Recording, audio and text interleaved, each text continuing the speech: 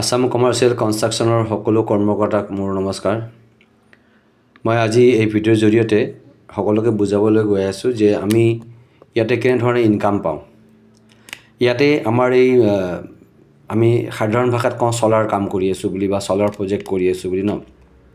তো চলাৰ প্ৰজেক্ট কৰিব যাওঁতে অসমত যিমানখিনি মানুহে কাম কৰি আছে সকলোৱে এটা জাষ্ট ছিষ্টেমত কৰি আছে। কোনোবাই এটা ফাইল দিছে, কিবা অলপ পইচা পালে, যদি ফাইল দিয়া নাই একো নাপালে, তাৰ কোনো ফিউচাৰ য'ত একো নাই।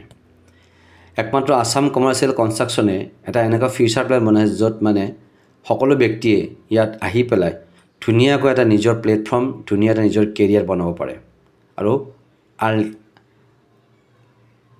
লাইফ টাইমৰ কাৰণে।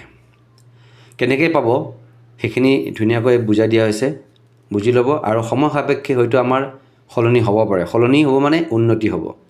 যিমানে কাম বাঢ়িব, যিমানে আমাৰ টিম বাঢ়িব, যিমানে আমাৰ কৰ্মকৰ্তা বাঢ়িব, সিমানে আমি কি কৰিম, বেছিকৈ আমাৰ কৰ্তাসকলৰ কাৰণে ভাল আমি কিছুমান স্কিম আঁচনি আনি থাকিম বা বনাছ আনি থাকিম বা এনেকুৱা ছিষ্টেমটো এনেকুৱা ডেভেলপ কৰিম যাতে মানুহখিনিয়ে, সকলো ব্যক্তিয়ে নিজৰ ড্ৰিম, নিজৰ সপোনবোৰ ইয়াতে আৰামত ধুনীয়াকৈ খুব কম কষ্ট কৰিয়ে ফুলফিল কৰিব পাৰে। তো প্ৰত্যেকজন ব্যক্তিৰ কাৰণে ধুনীয়া এটা আকৰ্ষণীয় এটা আমি বিজনেছ কনচেপ্ট বনাইছোঁ। এই বিজনেছ কনচেপ্টটো আপোনালোকে বুজি চাওক। প্ৰথম কথা হৈছে, অকণমান কৈছোঁ মই আসাম কমাৰ্চিয়েল কি? আসাম কমাৰ্চিয়েল কনষ্ট্ৰাকশ্যন কোম্পানী হৈছে এটা gov registered authorise vendor under APDCL। ঠিক আছে। এণ্ড এই যেতিয়া আপুনি আই কাৰ্ড ল'ব, আই কাৰ্ডৰ আপোনাৰ যিটো ফিটাত তাতে লিখা থাকিব এইবোৰ কথা। তো ইয়াৰ প্ৰপেটৰ হৈছে মিষ্টাৰ ৰজনীকান্ত ওজা আৰু ছেলছ মাৰ্কেটিং এডভাইজাৰ হৈছে অবায়দুৰ ৰহমান, অৰ্থাৎ মই। বিজনেছ কেৰিয়াৰ ডিটেইলছটো সংক্ষেপত চাই ল'ব যে ইয়াতে আপোনাৰ আফটাৰ আমি মিটিং, যেতিয়া আমি ফাৰ্ষ্ট আলোচনা কৰোঁ বা ইণ্টাৰভিউ এটা কৰিলোঁ, ইণ্টাৰভিউ কৰাৰ পাছতে আপোনালোকক আই কাৰ্ড প্ৰভাইড কৰা হ'ব, অফাৰ লেটাৰ দিয়া হ'ব। ইয়াৰ পাছতে আপুনি যেতিয়া ফাইল কালেক্ট কৰিব, প্ৰতিটো ফাইল ৰিজেক্টেড ফাইল নহয় দেই। যিবোৰ ফাইল মানে আপোনাৰ পাৰফেক্ট থাকিব, যিটো ফাইলত আপোনাৰ লোন এচিভ হৈ যাব। তো সেই প্ৰত্যেকটো ধৰক ফাইলতে আপুনি কিমান পাব, আগতে আছিলে 4,500, এতিয়া ইনক্ৰিজ হৈ গ'ল। মই কৈছোঁ নহয়, ইনক্ৰিজ হৈ গৈ থাকিব। প্ৰথমতে 3,500 আছিলে, নেক্সট আপোনাৰ 4,500 হ'ল, এতিয়া হ'ল 5,000। হয়তো ভগৱানে কৰিলে, গডে কৰিলে আৰু ইনক্ৰিজ হৈ থাকিব। প্ৰথমতে 3,500 আমি কাম চলাইছিলোঁ, এতিয়া নেক্সট হ'ল 4,500, এতিয়া লাষ্ট আজি 5,000 হৈ গৈছে। ফিল্ড এক্সিকিউটিভে যিমান ফাইল কালেক্ট কৰিব, মই যোৱাকালিলৈকে 4,500 কৈছিলোঁ, আজি কিমান ক'লোঁ, 5,000 পাৰ ফাইল। অ'কে, নেক্সট যিমান আনিব তেওঁ 5,000কৈ পাই থাকিব। নেক্সট ফিল্ড অফিচাৰ টাৰ্গেট কি হৈছে? ফিল্ড অফিচাৰে কি পাব? তেওঁৰ এক্সিকিউটিভ, তেওঁৰ আণ্ডাৰত যিখিনি এক্সিকিউটিভ থাকিব, সেই এক্সিকিউটিভৰ ফাইলৰ ওপৰত তেওঁ 500 এক্সট্ৰা পাব। আপুনি যিমান এক্সিকিউটিভ দিব, ৰিক্ৰুইটমেণ্ট কৰিব, সেই ৰিক্ৰুইটমেণ্ট কৰা এক্সিকিউটিভখিনিৰ পৰা আপুনি পাৰ ফাইল 500কৈ পাব। ক্লিয়াৰ হৈ গৈছে নিশ্চয় আপুনি? ধৰক মই ফিল্ড অফিচাৰ আৰু মোৰ আণ্ডাৰত 5গৰাকী এক্সিকিউটিভ আছে, আৰু তেওঁলোকে যেতিয়া ফাইল আনিব, প্ৰতিটো ফাইলৰ এগেইনষ্টে 500কৈ মই পাম, যদিহে মই ফিল্ড অফিচাৰ হ'ল। অ'কে, তো এই ফিল্ড অফিচাৰ হ'বৰ কাৰণে টাৰ্গেট কি আছে যে আপোনাৰ এজন ফিল্ড অফিচাৰ আণ্ডাৰত মিনিমাম 5জন এক্সিকিউটিভে কাম কৰিব পাৰিব লাগিব বা কাম কৰি থাকিব লাগিব। তেওঁ এক্সিকিউটিভ নিজৰ ঠাই নহয়, অল অসম, গোটেই অসমৰ ভিতৰত যিকোনো ঠাইতে তেওঁ এক্সিকিউটিভ ৰিক্ৰুইটমেণ্ট কৰিব পাৰে। তেওঁৰ সেইটো পাৱাৰ আছে, কেপাচিটি আছে। আপোনাৰ যদি আপুনি এজন দিছে কোনোবা ফিল্ড এক্সিকিউটিভ আৰু তেওঁ কাম কৰি আছে, তেওঁৰ ফাইলৰ পৰা আপুনি 500 পাবই। কিন্তু ফিল্ড অফিচাৰ ৰেংকটো পাবলৈ হ'লে আপোনাৰ আণ্ডাৰত মিনিমাম 500 এক্সিকিউটিভ থাকিব লাগিব। নেক্সট হ'ল আপোনাৰ ব্ৰাঞ্চ মেনেজাৰৰ কাৰণে কি আছে যে ব্ৰাঞ্চ মেনেজাৰ কেতিয়া হ'ব? যেতিয়া তেওঁৰ আণ্ডাৰত 10 এক্সিকিউটিভ ৰিক্ৰুইটমেণ্ট হৈ যাব অল অসমৰ ভিত্তিত। 10জন এক্সিকিউটিভ, 10জনৰ ওপৰত এক্সিকিউটিভ হোৱাৰ লগে লগে তেখেতে ব্ৰাঞ্চ মেনেজাৰ হ'ব। আৰু ব্ৰাঞ্চ মেনেজাৰে কি পাব?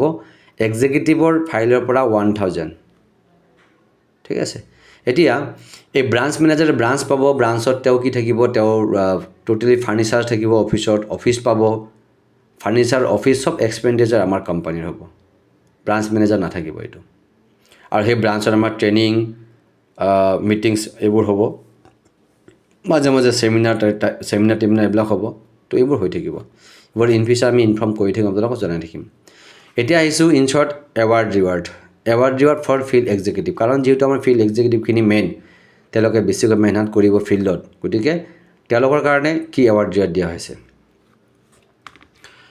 প্ৰথম হৈছে আপোনাৰ, যদি এজন এক্সিকিউটিভে 12টা ফাইল আনিব মাহটোৰ ভিতৰত, 12টা ফাইল আনিলে, এমাহ কাম কৰিলে, তেওঁ 12টা ফাইল আনিছে, 12টাৰ ওপৰত আনিব পাৰে, মিনিমাম যদি 12টা ফাইল আনিছে, মানে কি ফাইল, এক্টিভ ফাইল, য'ত মানে ৰিজেকশ্যন নাই, য'ত মানে লোন এক্টিভ হৈ গ'ল, ঠিক আছে, তেনেকুৱা ফাইলৰ ওপৰত তেওঁ কি পাব, এক্সট্ৰা বিজনেছ টুলছ বনাছ, অথবা কি পাব, বনাছ কেছ ৰিৱাৰ্ড 2500 এক্সট্ৰা।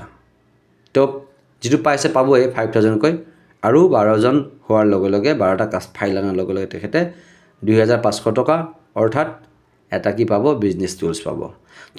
যিজন ফাৰ্ষ্ট ব্যক্তি, তেখেতক এইটো কেছটো দিয়া নহ'ব, তেখেতক বিজনেছ টুলছে দিয়া হ'ব, কাৰণ আমাৰ চেমিনাৰ তেওঁক মাতি ইনভাইট কৰি পেলাই বিজনেছ টুলছ গিফ্টটো প্ৰভাইড কৰা হ'ব। আকৌ যদি ছেকেণ্ড মান্থ যদি তেখেতে ছেকেণ্ড মান্থ পুৰণিৰ কাৰণে কি হ'ব, আপোনাৰ এইটো এক্সট্ৰা বনাছ থাকি যাব পাৰ্মানেণ্টলি। ধৰক প্ৰথমতে 12টা ফাইল আনিলে প্ৰথম মাহতে ব্যক্তিজনে, ছেকেণ্ড মান্থত তেওঁৰ 12টা ফাইলে হৈছে, ছেকেণ্ড মান্থত তেওঁক বিজনেছ টুলছ দিয়া নহয়, ছেকেণ্ড মান্থত তেওঁক দিয়া হ'ব কেছ ৰিৱাৰ্ডটো 2500 থাকিব।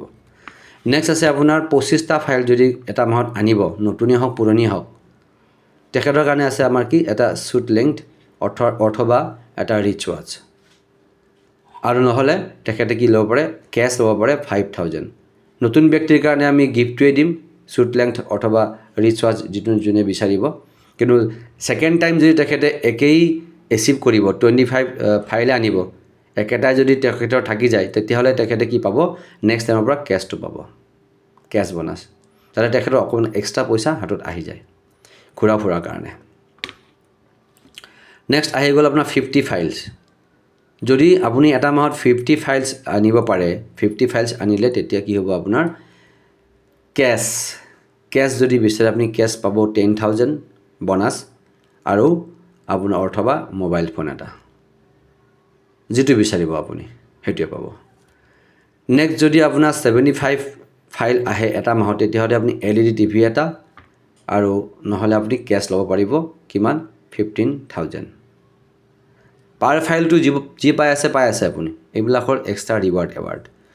নেক্সট যদি 100 ফাইল আহি যায়, তেতিয়াহ'লে আপুনি এখন স্কুটি অথবা ৰেফ্ৰিজাৰেটৰ প্লাছ ৱাশ্বিং মেচিন, দুটা একেলগে থাকিব, এই দুটাৰ এটা, আৰু নহ'লে আপুনি কেছ ল'ব পাৰিব কিমান, 31,000। বাছ এইখিনিয়ে, ভালদৰে চাব, আৰু কিবা বুজি নাপালে মোক সুধিব।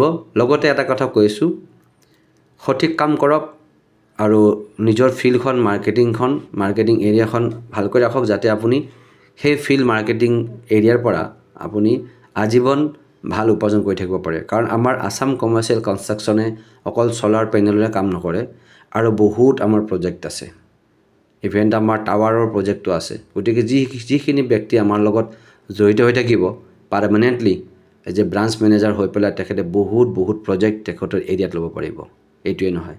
গতিকে কিছুমান ঠকেবাজ মানুহৰ আপুনি চক্ৰভিউত নপৰিব, কাৰণ বহুত ঠকেবাজ, বহুত দালাল অসমত ঘূৰি আছে, আপোনাৰ মাইণ্ড ভ্ৰষ্ট কৰিবৰ কাৰণে, আপোনাৰ মাইণ্ডছেট নষ্ট কৰাৰ কাৰণে, আৰু সেইবোৰ যদি আপুনি ফচি যায়, তেতিয়াহ'লে আমি ক'বলগীয়া মোৰ একো নাই। আমাৰ ছিষ্টেম এইটোৱে, এই ছিষ্টেমত আপোনালোকে পে'মেণ্ট পাব, আৰু লাহে লাহে আমি মাহ গৈ থাকিব, আমি ইয়াতকৈ আকৌ উন্নত কৰি গৈ থাকিম বিজনেছ কেৰিয়াৰটো, বিজনেছ প্লানটো, বা আমাৰ বিজনেছ প্ৰফাইলটো। গতিকে ধন্যবাদ সকলোকে, মই বেষ্ট অফ লাক দিলোঁ। আপোনালোকে নিজৰ টাৰ্গেটবোৰ ৰাখি পেলাই, কাৰণ টাৰ্গেট নাথাকিলে মানুহৰ কাম নাবাঢ়ে। আপোনালোকে যে দিছোঁ 12, 25, 50, 75, 100, এটা টাৰ্গেট ছেট কৰিব লাগে মানুহে। যেতিয়া মেনেজাৰ বা ফিল্ড এক্সিকিউটিভসকলে, যেতিয়া নিজৰ মেনেজাৰ বা ফিল্ড অফিচাৰসকলে যেতিয়া নিজৰ ফিল্ড এক্সিকিউটিভখিনিক টাৰ্গেট দিব এটা বান্ধি, তেতিয়া কি হ'ব, কাম ডেভেলপ হ'ব।